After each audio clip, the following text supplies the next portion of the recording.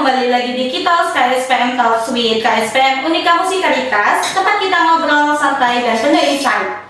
Saya Anissa Anggraini sebagai moderator podcast kita pada hari ini. Gimana kabarnya teman-teman? Semoga sehat, semangat, dan dompetnya aman-aman aja ya. Hari ini kita bakal bahas topik yang lagi hits nih di dunia pasar modal, yaitu Initial Public Offering alias IPO. Nah, IPO ini bukan cuma sekedar perusahaan jual saham, tapi ada banyak cerita, strategi, dan peluang di baliknya. Dan serunya lagi, kita kedatangan tamu spesial yang sudah berkompeten di dunia pasar modal. Beliau adalah perwakilan Bursa Efek Indonesia dari kantor BEI Sumatera Selatan, Bapak Hari Mulyono. Halo Pak, gimana kabarnya hari ini? Halo Nisa, kabar baik, terima kasih. Baik Pak, sebelum kita lanjut nih, aku mau nanya dulu. Menurut Bapak nih, apa perbedaan antara IPO dan saham? Mungkin teman-teman di rumah juga belum pada tahu Pak. Boleh bantu dijelasin nggak Pak? Sebenarnya antara IPO dan saham itu adalah kesatuan. Jadi kalau kita teman-teman biasa kan untuk melihat wah bersama di Bursa Efek Indonesia. Nah, saham di Bursa Efek Indonesia itu pada intinya dia hasilkan dari sebuah proses yang bernama Initial Public Offering atau public dana. Katanya dari mana nih? Katanya dari sebuah perusahaan dalam bentuk perseroan terbatas yang kemudian mendapatkan persetujuan pernyataan efektif dari OJK atau boleh menghimpun dana dari publik dan kemudian mengajukan permohonan ke bursa juga untuk dapat dicatatkan sahamnya di Bursa Efek Indonesia. Nah, jadi antara IPO dengan saham itu satu kesatuan sebenarnya. IPO itu adalah proses pangkalnya, di mana perusahaan bermaksud mendapatkan dukungan dari publik untuk mengembangkan usaha mereka, yaitu mendapatkan dukungan dana dengan cara melepaskan kepemilikan usaha mereka untuk ditawarkan kepada publik yang berminat atau tertarik untuk membiayai perusahaan tersebut agar mampu mencapai tujuan-tujuan dari perusahaan itu didirikan. Nah, proses itu yang kemudian sebenarnya IPO, di mana ada persyaratan-persyaratan administrasi, ada persyaratan-persyaratan yang harus dipenuhi, itu bisa melakukan pelepasan saham tersebut. Nah, tentunya ini juga menjadi satu-satuan setelah proses pelepasannya, mulai dari persiapan, mulai dari permohonan pencatatan, kemudian proses book building, kemudian cadangan di bursa, sehingga akhirnya dapat diperdagangkan di sekunder. Nah, jadi kesimpulannya kalau ditanya apakah saham itu berbeda dengan IPO, yang membedakan adalah untuk menjadi saham yang di bursa atau sekunder, proses awalnya adalah IPO. Jadi IPO itu merupakan proses untuk menjadi saham go public ya Pak? Ya, jadi IPO itu adalah sebuah rangkaian proses yang harus dipenuhi oleh sebuah perusahaan publik yang kontennya di belakang perusahaan TBK ya. Nah, kemudian sahamnya diserap oleh publik, saham publik yang publik ini banyak ya, bisa masyarakat individu, rumah tangga, bisa juga institusi yang tertarik dan meyakini bahwa usaha yang dijalankan oleh perusahaan tersebut pantas dan layak untuk dibiayai, dan akhirnya menjadi buat mereka, buat masyarakat, buat publik itu menjadi investasi. Investasinya pada sahamnya dengan harapan bahwa yang diserahkan kepada perusahaan memang benar-benar bisa dapat mencapai tujuan dari perusahaan itu kita. Oke Pak, langsung aja kita mulai nih ya. Ya. Berbicara mengenai penawaran saham perdana kepada publik atau biasa dikenal sebagai IPO, syarat-syarat seperti apa yang harus dipenuhi oleh suatu perusahaan agar bisa melakukan IPO Pak? Yang pasti pertama adalah perseroannya itu bentuk perseroan terbatas. Jadi harus badan hukumnya adalah perseroan terbatas, karena kalau kita mengacu pada Undang-Undang Perseroan 40 tahun 2007 adanya pemisahan tanggung jawab dan wewenang antara pendiri dan perusahaan. Jadi harta pribadinya pendiri itu kan dibawa, tapi berdasarkan besaran setoran modal yang dilakukan oleh pendiri terhadap perusahaan tersebut. Nah, kalau kita tanya rangkaian untuk bisa perusahaan itu bisa go public atau bisa IPO, apa sih syaratnya gitu kan? Nah, tentunya ada namanya persyaratan administratif yang harus dipenuhi oleh perusahaan yang akan go public. Kita membagi jadi 3, yaitu yang berkaitan dengan tata kelola atau good governance, yang mana perusahaan tersebut harus berbentuk PT, itu satu. Kemudian telah memiliki komisaris independen dengan komposisi 30% dari total komisaris. Kemudian telah memiliki yang namanya corporate secretary, telah memiliki yang namanya audit internal, kemudian si perusahaan juga memiliki yang namanya komite audit. Itu adalah persyaratan GCG atau tata kelola yang minimum yang harus dipenuhi oleh perusahaan yang akan IPO. Kemudian ada persyaratan yang berkaitan dengan keuangan. Persyaratan dengan keuangan berarti kita akan bicara tentang masa usia perusahaan. Masa usia perusahaan itu berkaitan dengan kurang-kurangnya 12 bulan beroperasional pada bidang usaha yang sama. Kemudian memiliki aset, jadi ada 5 pendekatan untuk standar akuntansinya untuk bisa go public. Ada bisa berbasis pada aset atau tangible aset, bisa berbasis kepada pendapatan, bisa berbasis kepada biaya operasional, dan beberapa lainnya yang bisa termasuk juga laba gitu ya, berdasarkan laba juga itu bisa. Jadi ada 5 pendekatan yang bisa dimanfaatkan untuk sebuah perusahaan go public dengan memilih salah satu atau beberapa di antara yang bisa dipenuhi. Kemudian tentunya yang persyaratan yang ketiga harus dipenuhi oleh sebuah perusahaan untuk bisa IPO adalah kemudian persyaratan permodalan. Jadi pelepasan saham itu juga ada batasan minimalnya, kemudian ada market kapitalisasi yang harus dipenuhi, termasuk juga jumlah pemegang saham perdana ketika saham tersebut akan dilepaskan pada publik dan dicatatkan di sebuah bursa. Jadi itu persyaratan administrasi yang harus dipenuhi oleh sebuah perusahaan agar bisa IPO, dan kemudian sahamnya dicatatkan di bursa, dan akhirnya kita semua bisa berpartisipasi mendukung perusahaan tersebut, membiayai perusahaan tersebut dengan cara membeli sahamnya, dan tentunya aktivitas membeli saham adalah menjadi investasi buat kita. Nah, gitu Pak. Kemudian Pak, bagaimana mekanisme IPO di Bursa Efek Indonesia?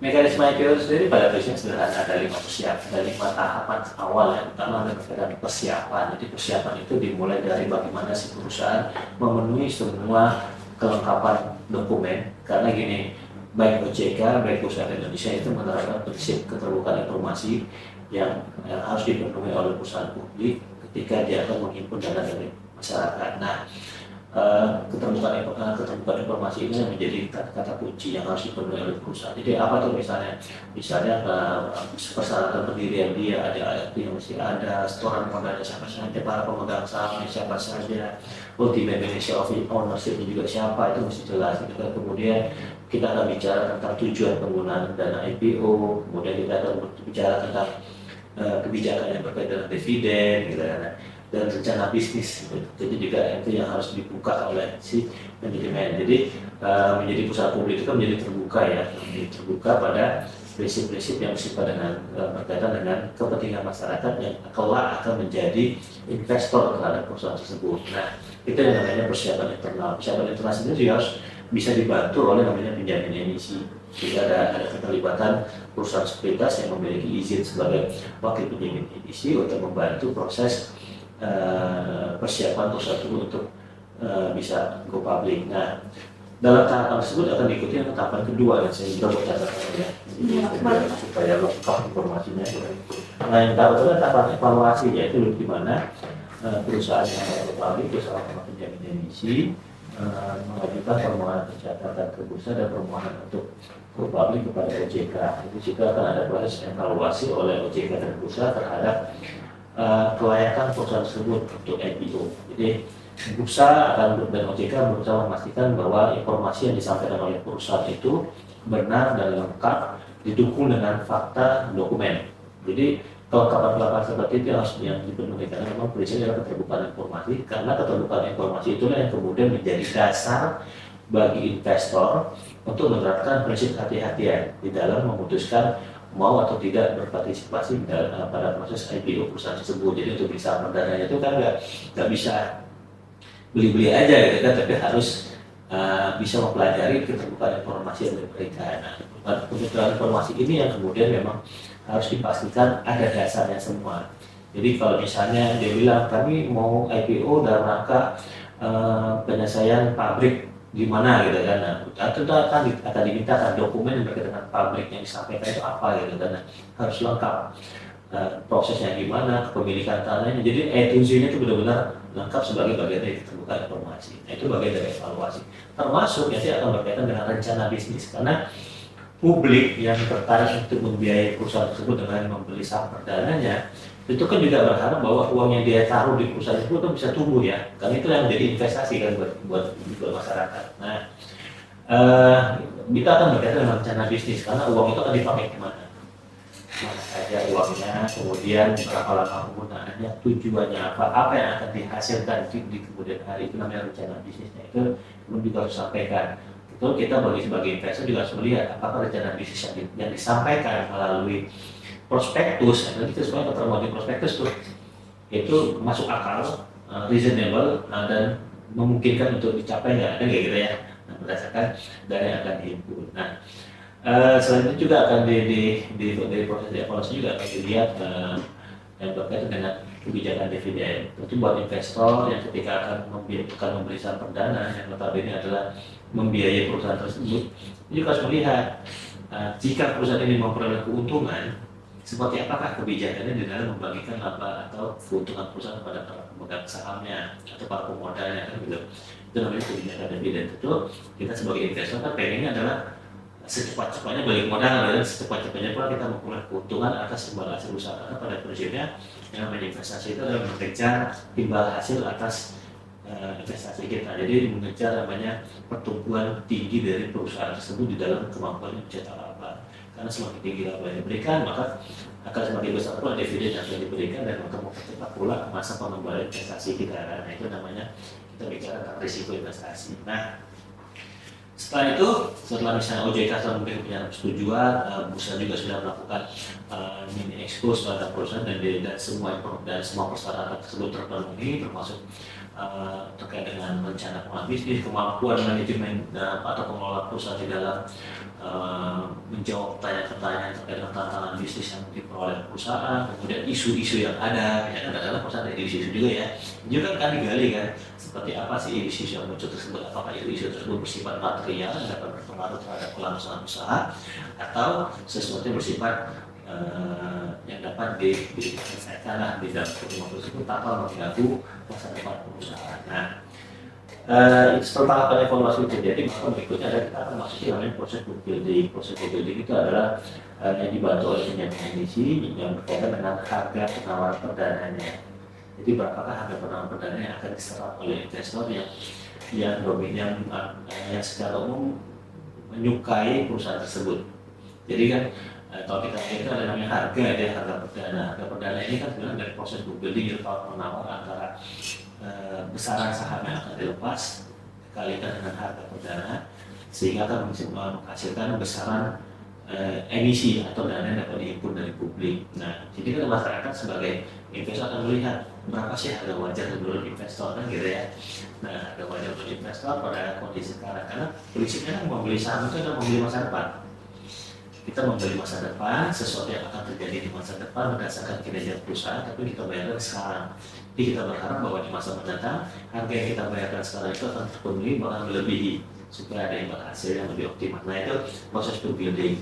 Jadi ketika proses book building itu ada proses pembentukan harga dan kemudian dilakukan juga yang namanya distribusi. Nah, setelah proses book building maka namanya proses distribusian. Ketika proses pendistribusian, maka di situ juga investasi perusahaan akan menerima dana dari hasil pelepasan sahamnya dan investor yang membeli saham perdananya dengan harga book building itu akan mendapat harga perdana yang harga book building itu akan mendapatkan sejumlah saham berdasarkan besaran yang diajukan. Nah, itu akan bergantung kepada minat investor. Kalau datang dari perusahaan yang katakanlah perusahaannya berasal dari industri yang lagi hype, yang lagi banyak orang bahas, yang kemudian bisnis growth-nya kemungkinan besarnya baik sekali, kemudian kita bicara adalah disruptif teknologi maupun ekonomi ke depan itu ternyata sangat mendukung pada perkembangan bisnis tersebut, maka biasanya minat investor terhadap potensi atau masa depan perusahaan itu akan membesar kan. Nah, itu akan menimbulkan namanya oversubscribe atau kelebihan permintaan terhadap penawaran. Jadi apa yang ditawarkan, misalnya mau melepas katakanlah 1 juta lembar saham, ternyata yang berminat sampai 5 juta gitu kan, berarti kan itu akan membuat harga saham perdananya juga relatif menjadi premium, kemudian minat investor akan meningkat. Nah, juga sebaliknya kalau misalnya hanya di antara ditawarkan dengan yang pada publik dengan minat publik relatif saham seimbang atau lebih sedikit dari sisi minat, ya tetap akan terjadi gitu kan. Nah, bagaimana kalau misalnya nanti ternyata minat investor nggak terlalu besar? Nah, biasanya ada perjanjian antara si perusahaan penjamin efek atau sekuritas seperti sebagai penjamin emisi dengan si perusahaan yang akan go public itu kontrak di dalam proses pelepasan sahamnya, yang biasanya disebut dengan yang biasa disebut dengan sebutan full commitment. Full commitment berarti penjamin inisial menyerap sisa saham yang tidak dibeli oleh publik supaya perusahaan tetap bisa mendapatkan dana yang dibutuhkan di dalam mengembangkan bisnis mereka. Nah, itu setelah tahapan itu maka masuklah ke tahapan yang disebut dengan listing atau perdagangan perdana. Nah, perdagangan perdana ini yang kemudian kita identifikasikan surat saham. Jadi sebenarnya ya, dari perusahaan perseroan terbatas itu sendiri saham itu sudah ada, karena memang persyaratan pendidikan posisi kepemilikan atau permodalan di situ itu terdapat terhadap kebesaran kepemilikan, dan besar kepemilikan itu yang kita sebut dengan saham. Jadi saham itu sendiri dari IPO, jadi IPO itu dulu pada proses pelepasannya. Sebentar yang Anda tadi bisa tanyakan saham di awal tadi, yaitu surat berharga, tanda bukti penyertaan modal kita terhadap sebuah perusahaan yang kemudian diperdagangkan di pasar sekunder, yaitu di bursa. Nah, kalau dari listing itulah tahapannya, maka hubungannya sudah antar investor. Kalau pas distribusinya atau pelembagaan sahamnya atau pencatatan hari perdananya, maka pencatatan hari perdana tepatnya, maka itu hubungannya benar-benar antara investor dengan perusahaan secara langsung, karena investor langsung membeli secara perdana. Jadi benar-benar belief atau telah meyakini bahwa ini perusahaan pantas dan layak saya biayai karena punya potensi yang besar. Nah, kita bahas tahapannya. Setelah perusahaan melakukan IPO nih Pak, dan sahamnya telah diperdagangkan secara publik di pasar saham, kewajiban atau konsekuensi seperti apa yang diterima dan harus dipenuhi oleh perusahaan ketika sudah listing di BEI Pak? Iya, betul. Itu berkaitan dengan namanya keterbukaan informasi. Jadi Bursa di Indonesia dan OJK juga memastikan bahwa perusahaan-perusahaan publik yang tercatat di bursa itu melaksanakan dan memenuhi namanya keterbukaan informasi publik, supaya publik bisa tetap terus berinvestasi dengan aman dan nyaman dan mendapatkan informasi yang jelas terhadap situasi atau kelangsungan perusahaan. Nah, ada beberapa sih yang menjadi kewajiban perusahaan tercatat. Pertama tentunya ada berkaitan dengan kepemilikan. Itu jelas maka terjadi namanya dilusi atau berkurangnya persentase kepemilikan perusahaan, karena ada publik yang menjadi ikut serta menjadi pemilik. Kalau kita beli saham, pada prinsipnya kita juga menjadi bagian dari pemilik perusahaan berdasarkan besaran saham yang kita miliki. Berarti itu pose-pose pertama atau kewajiban pertama untuk pasar.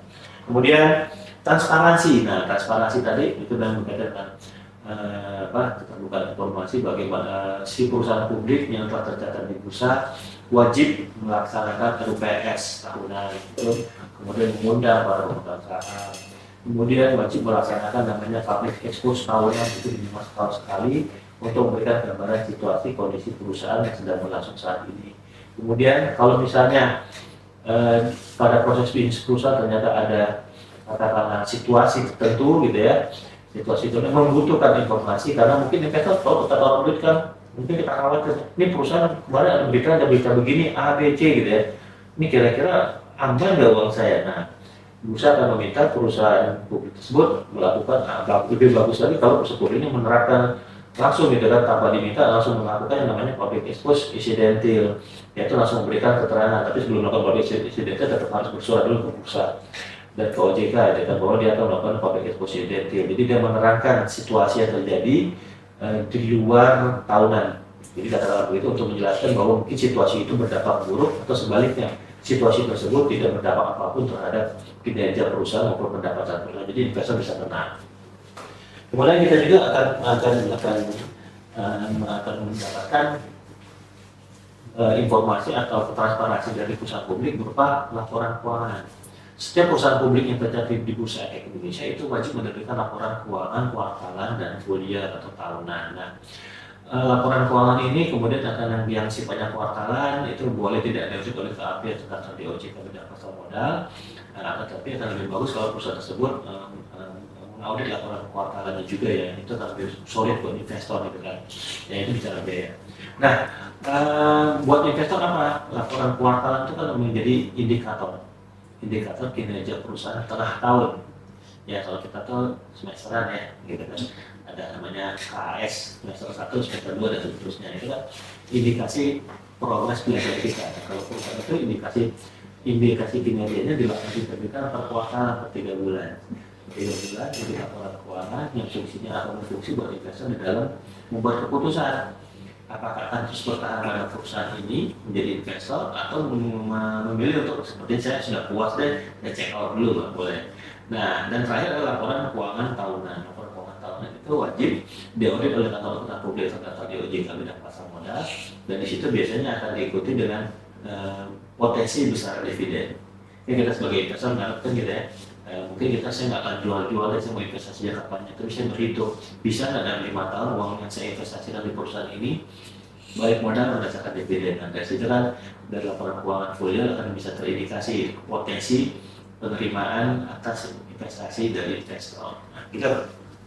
Jadi kemudian ya rapat umum sudah, laporan keuangannya sudah, kemudian public report insidental itu yang berkaitan dengan public expose tahunan dan insidental itu yang berkaitan dengan transparansi. Kemudian kewajibannya berkaitan dengan apa? Berkaitan dengan yang namanya kepatuhan. Jadi ketika perusahaan itu menjadi perusahaan publik dan mencatatkan sahamnya di Bursa Efek Indonesia atau efeknya, jadi nggak mesti melulu saham ya, efek lain juga boleh seperti obligasi gitu. Maka ada ketentuan yang berkaitan dengan keterbukaan informasi lainnya seperti apa, seperti siapa pemegang saham mayoritas yang melebihi 5% itu akan terbuka, kemudian siapa yang menjadi komisaris itu akan terbuka, latar belakang pendidikannya, pengalaman kerjanya, gitu kan. Kemudian siapa yang jadi BOD itu juga akan terbuka, dan yang berkaitan dengan floating share atau jumlah saham mengambang. Jumlah saham mengambang yang setiap hari dapat diperdagangkan oleh antar investor itu sekurang-kurangnya 7,5% terhadap total saham yang dicatatkan. Jadi kalau saham yang dicatatkan 20 juta saham, katakanlah begitu, atau setara dengan 20% atau 15% dari saham ya, pendiriannya atau produk permodalannya, maka dari 20 juta itu diharapkan 7,5% minimal itu setiap hari beredar di bursa, sehingga investor bisa melakukan transaksi beli jual dengan relatif mudah seperti itu. Nah, itu sih yang berkaitan dengan kewajiban perusahaan, terutama yang berkaitan dengan yang paling utama adalah berkaitan dengan keterbukaan informasi ya. Jadi berkaitan dengan kalau public expose itu bicara tentang situasi bisnis dia, apakah masih on track terhadap rencana bisnis perusahaan. Laporan keuangan itu jelas menjadi informasi yang penting buat investor karena di situ akan menggambarkan situasi kesehatan keuangan perusahaan. Kalau public expose tahun itu lebih kepada bagaimana sih kondisi bisnis.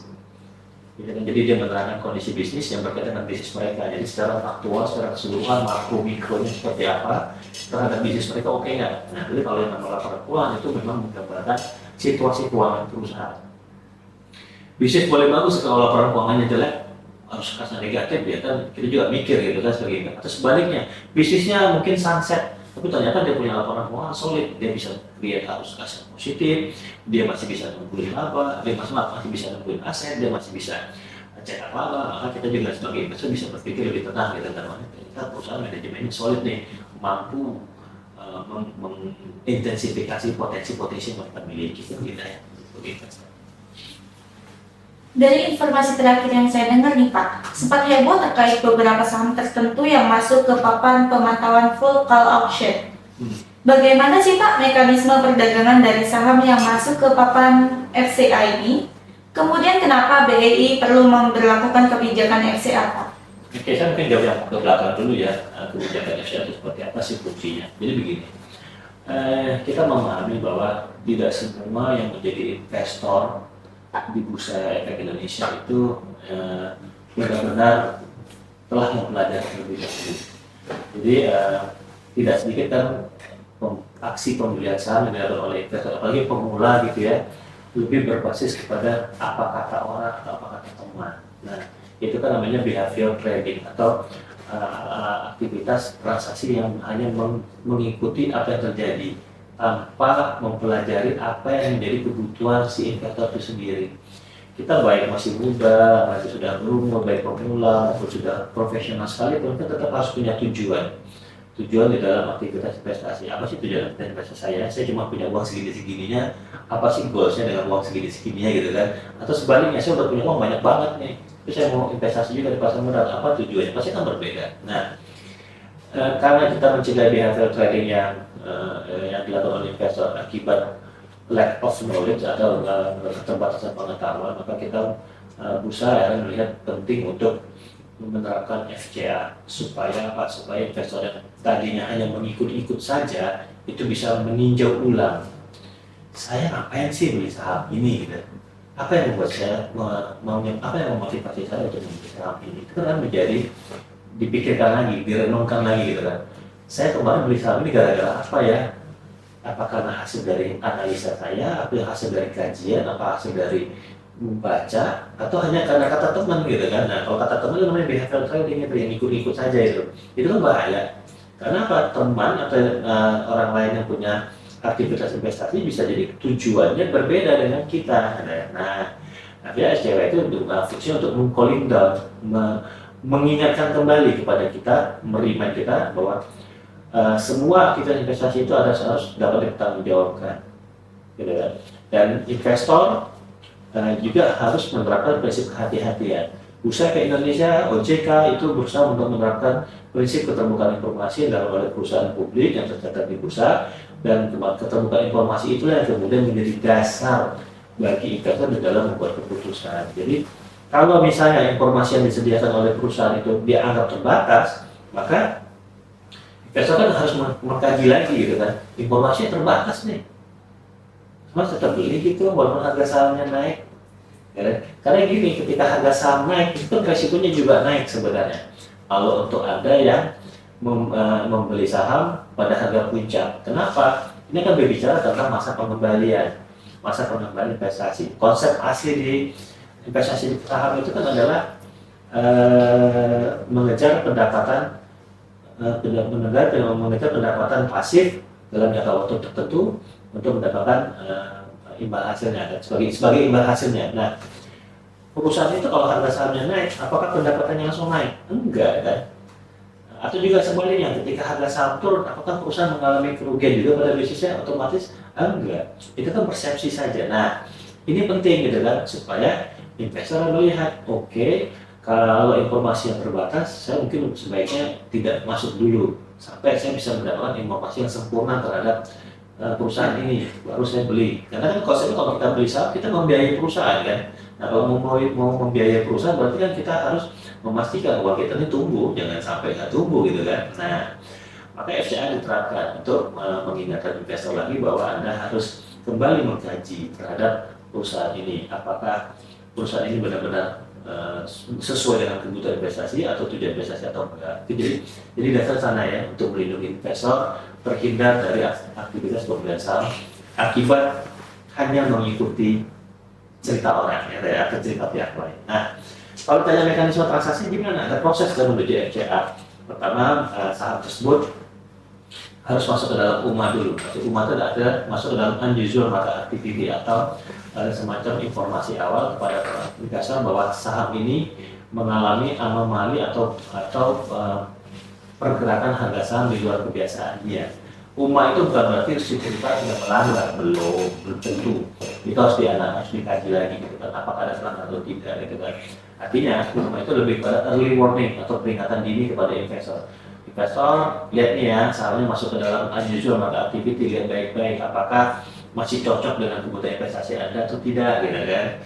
Kalau masih cocok silakan, kalau misalnya kurang tidak cocok lagi, maka mungkin ini bisa sebagai pengingat gitu kan. Nah, ketika sudah masuk UMA dan ternyata sahamnya masih mengalami pergerakan harga yang signifikan, maka bursa akan melakukan penghentian sementara dulu, suspend kan. Diberikan suspend. Suspend itu bukannya menghukum, tidak. Suspend itu justru meng-cooling down kan, supaya investor tidak terlibat dalam euforia yang tidak disadari.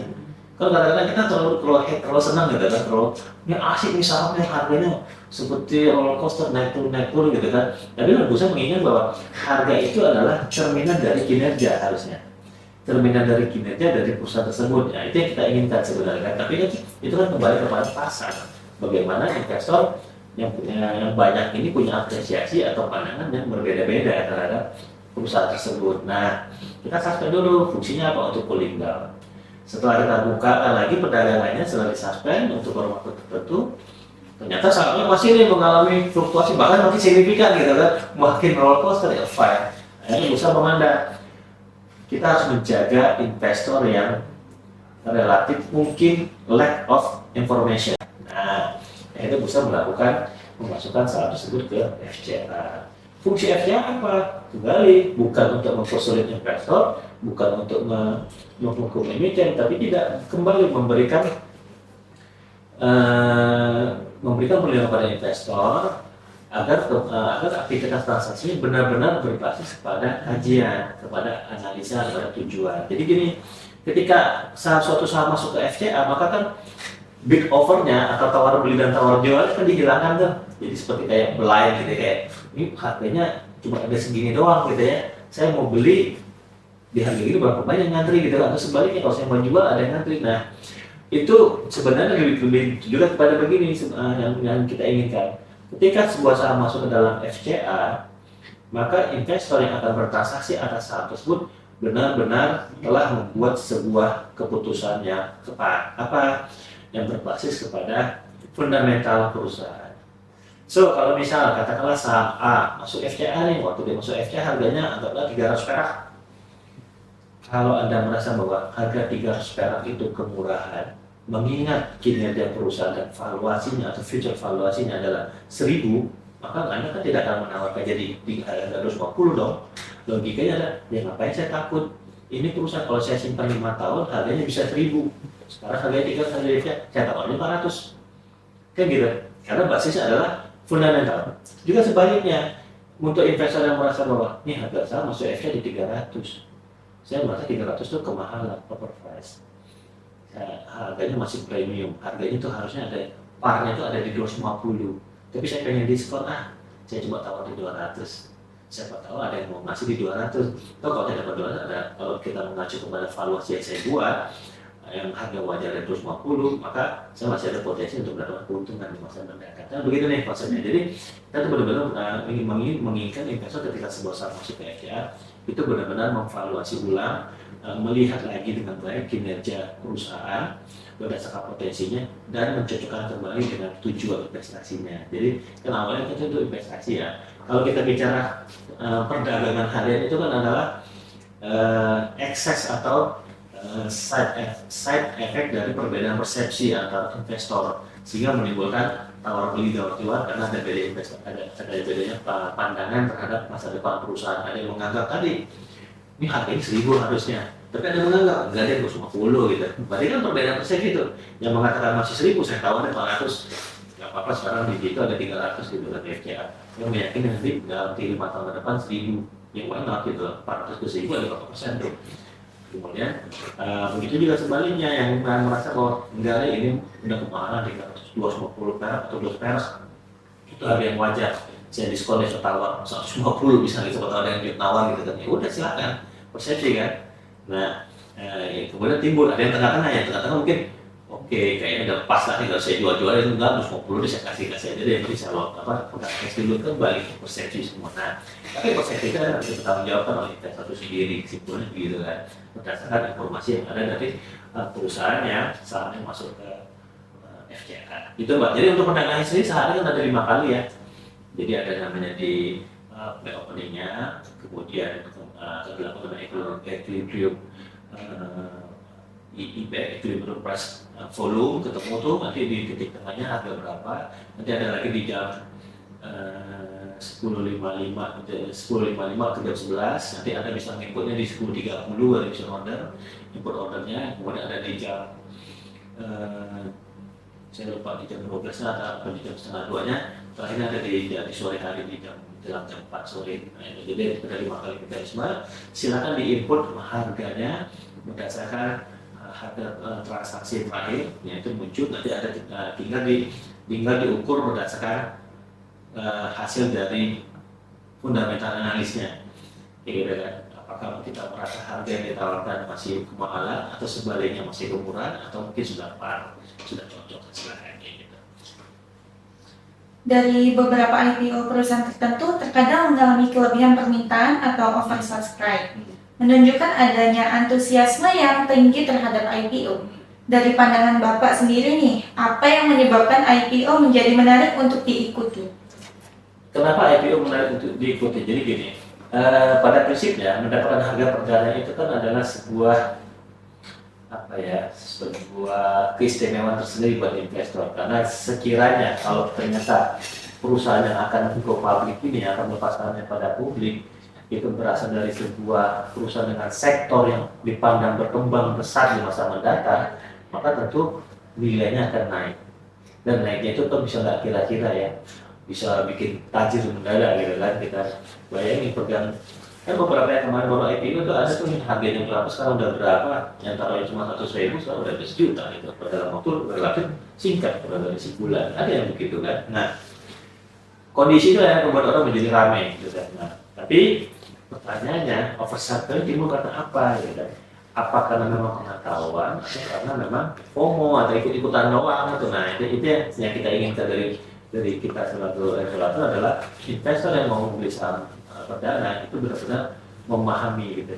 Bisnis yang dijalankan oleh perusahaan yang akan menawarkan sahamnya, kesehatan keuangan perusahaan yang akan menawarkan sahamnya juga harus dipahami.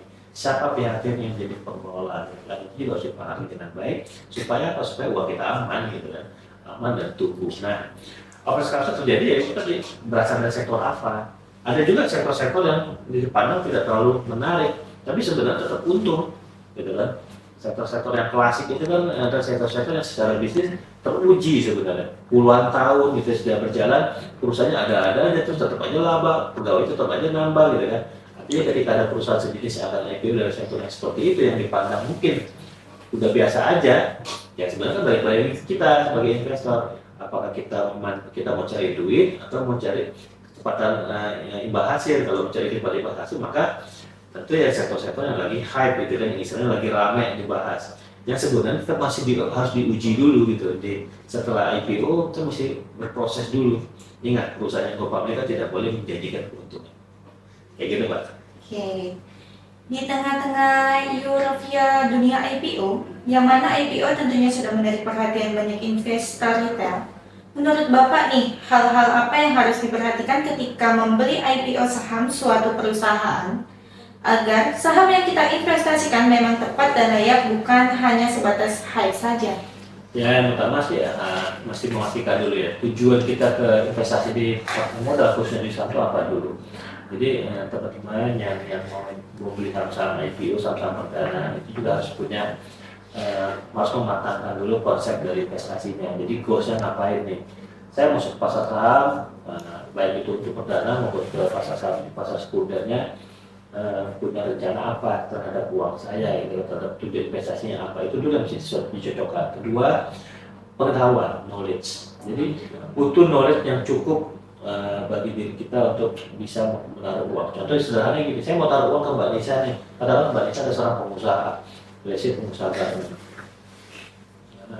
Mbak Nisa punya pengusaha garmen, tapi dengan segmen tertentu yang relatif sempit minatnya, pembelinya, tapi ada terus, yaitu adi busana. Kata-kata adi busana kan nggak banyak yang beli kan, satu pakaian harganya bisa beli mobil satu gitu kan. Satu setnya kan gitu. Nah, tapi saya meyakini produk yang dihasilkan oleh Mbak Nisha itu adalah sophisticated gitu kan. Nah, ketika saya mau beli, makanya saya perhatikan baik-baik apa. Selain bisnis yang dijalankan, makanya saya perhatikan berikut adalah kesehatan keuangan dari perusahaan Mbak Nisha. Nah, jadi hal-hal seperti itu harus diperhatikan juga oleh investor ketika mau membeli saham perdana. Jadi dia harus paham dulu ini perusahaan datang dari sektor apa, kesehatan keuangannya seperti apa, tujuan penggunaan dana IPO-nya apa, itu juga penting untuk dipahami. Jangan sampai uang kita digunakan untuk hal yang tidak produktif. Nah, itu kan semuanya termuat di prospektus. Jadi kata kuncinya supaya sukses berinvestasi di saham perdana itu, setiap yang mau membeli saham perdana sebaiknya membaca prospektus baik-baik, lengkap-lengkap, terutama tentang hambatan-hambatan bisnisnya, hambatan-hambatan sektor bisnis seperti apa. Jadi harus paham nih, karena ada banyak faktor yang akan berpengaruh terhadap kinerja perusahaan. Bisa karena faktor makro, yaitu misalnya pertumbuhan ekonomi global yang lemah, geopolitik, harga minyak, suku bunga global, inflasi, itu kan makro ya. Atau berkaitan dengan kebijakan pemerintah. Ya, kebijakan pemerintah kan juga bisa menjadi stimulus atau malah sebaliknya menjadi peredam gitu kan. Nah, itu juga bisa diperhatikan. Sesensitif apa perusahaan tersebut terhadap hal seperti itu. Nah, itu yang penting, baru kemudian ikut IPO. Nah, ketika ikut IPO kembali bos kita ngapain. Wah teman-teman, obrolan kita seru banget nih dan penuh insight. Terima kasih banyak Bapak Hari Mulyana telah berbagi ilmu dan pengalamannya di dunia IPO. Buat teman-teman pendengar dan penonton di rumah, semoga obrolan hari ini bisa bikin kalian lebih melek dan sebelum memutuskan untuk ikut atau enggak ikut IPO selanjutnya. Jangan lupa follow, kasih rating, dan share episode ini ke teman-teman kalian. Sampai ketemu lagi di episode Kitalk selanjutnya. Saya Anissa Anggraini, pamit undur diri. Tetap semangat, salam cuan, dan tetap bijak berinvestasi.